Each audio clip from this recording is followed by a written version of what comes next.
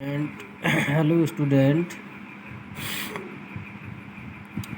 मैं मोइनुद्दीन बीएमसी के मैकेनिकल वाले पार्ट का आज हम चैप्टर नंबर 2 देखते हैं। चैप्टर नंबर 2 का ये लेक्चर नंबर 1 है।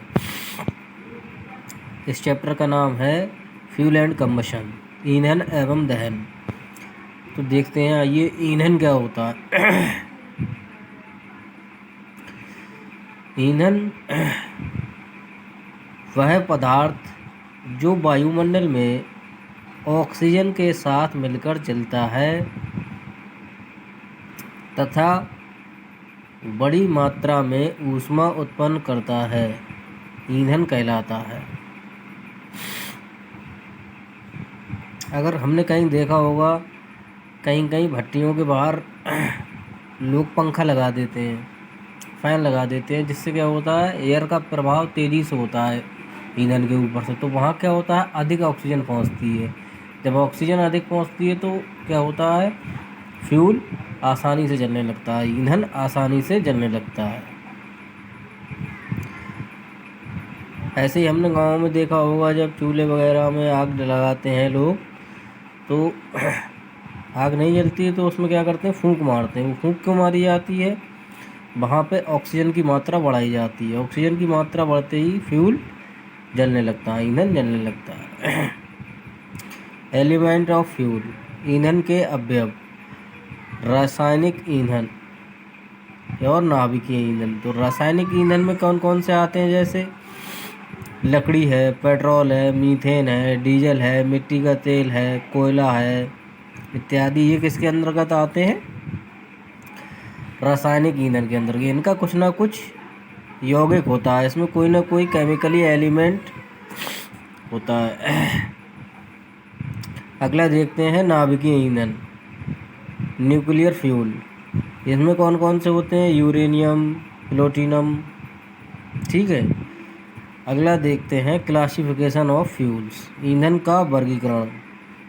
तो ईंधन को निम्न प्रकार वर्गीकृत किया जा सकता है। पहला है on the basis of availability. ये मिलते कहाँ पर हैं, ठीक है, नेचर में मिलते हैं या हम खुद इन्हें कृत्रिम रूप से बनाते हैं। तो जो नेचर में मौजूद हैं पहले से ही, उनको क्या कहते हैं हम, नेचुरल फ्यूल, प्राकृतिक ईंधन। प्राकृतिक ईंधन हम बहुत पहले से इस्तेमाल करते हुए चले आ रहे हैं, तो इन्हें परंपरागत ईंधन भी कहते हैं या कन्वेंशनल फ्यूल भी कहा जाता है। और कृत्रिम ईंधन जो मनुष्य के द्वारा तैयार किए गए हों आर्टिफिशियली, जैसे डीजल, मिट्टी का तेल, ये हम लगभग कुछ ही सालों से इस्तेमाल कर रहे हैं। अब अगला है भौतिक अवस्था के आधार पर। भौतिक अवस्था के आधार पर ठोस ईंधन, द्रव ईंधन, गैसीय ईंधन। तो ठोस में आ जाता है जैसे आपका लकड़ी है, कोयला है, गन्ने का छिलका है या पेड़ों के छिलके हैं। अब द्रव ईंधन में आ जाता है आपका डीजल, मिट्टी का तेल, पेट्रोल। ठीक है, ये सभी किस में आ जाते हैं, द्रव ईंधन में। अब गैसीय ईंधन में देखते हैं, गैसीय ईंधन में कौन कौन से आ जाते हैं। जैसे गैसीय ईंधन में है हमारा मीथेन है, ठीक है, ईथेन है, प्रोपेन है, ब्यूटेन है, कार्बन मोनोऑक्साइड है। ये सभी गैसेस ये गैसीय ईंधन में आती है। ठीक है। अब हम अगला टॉपिक देखते हैं, द्रव ईंधन, लिक्विड फ्यूल्स। इसमें देखते हैं प्राकृतिक रूप से हमें पेट्रोलियम भूगर्भ से प्राप्त होता है। भूगर्भ मतलब जमीन के अंदर से। पेट्रोलियम एक गाढ़ा खनिज तेल है जिसका रंग हल्के पीले रंग से शुरू होकर कुछ हल्के रंग की झलक लेते हुए काले रंग तक का होता है। इसका ऊष्मीय मान 27 मेगाजूल पर केजी से 49 मेगाजूल पर केजी होता है। द्रव ईंधन के वांछित गुण, डिजायरेबल प्रॉपर्टीज ऑफ लिक्विड, मतलब एक अच्छे द्रव ईंधन के क्या गुण होने चाहिए? जो आसानी से जले, जिसमें कोई दिक्कत ना हो, अधिक ऊष्मा उत्पाद करे, तो उसके क्या गुण होने चाहिए? इसका ऊष्मीय मान यानी कैलोरीफिक वैल्यू हाई होनी चाहिए, वो ऊष्मीय मान होना चाहिए।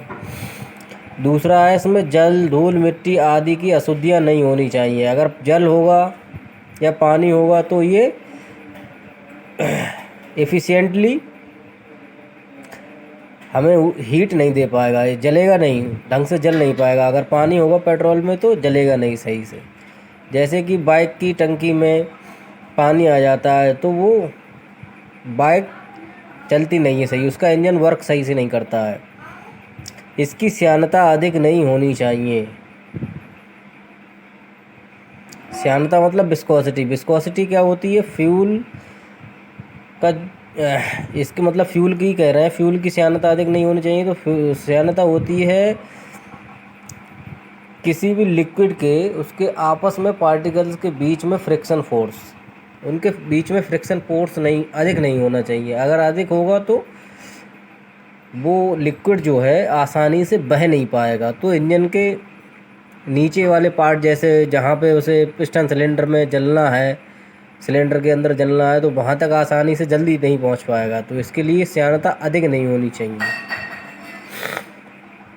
अगला है ऑक्टेन तथा सीटेन नंबर अधिक नहीं होने चाहिए। अच्छा जी, द्रव ईंधन के लाभ क्या हैं? देखिए, द्रव ईंधन है, अगर कोई गाड़ी चलानी है आपको, ठीक है, आप अगर ठोस ईंधन जैसे मान के चलो कोयले वगैरह से चलाएंगे तो उसका भंडारण करना पड़ेगा, तो उसका भंडारण आसानी से नहीं हो पाएगा, तो ट्रांसपोर्टेशन और भंडारण में उसकी दिक्कत होगी। तो यहाँ पर लिक्विड ईंधन में क्या होगा? परिवहन एवं भंडारण सरलता से किया जा सकता है। जैसे पेट्रोल टैंक में डीजल या पेट्रोल भरा, आसानी से व्हीकल चलता रहेगा, ठीक है। ट्रांसपोर्ट भी आसानी से कर सकते हैं इसे, ठीक है।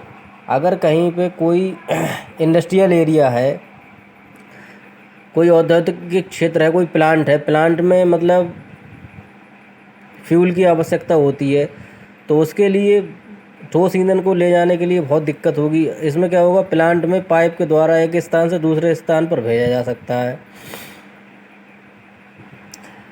अच्छा, ठोस ईंधन की दहन प्रक्रिया में समय अधिक लगता है। इसको पेट्रोल को तुरंत स्पार्क दिखाओ, तुरंत जल जाता है, ठीक है। दहन प्रक्रिया प्रारंभ करने में समय नहीं लगता। और सबसे बड़ी बात क्या है इसकी? अगर कोई इसका अपशिष्ट बचता होता तो हमारे इंजन चोक हो जाते।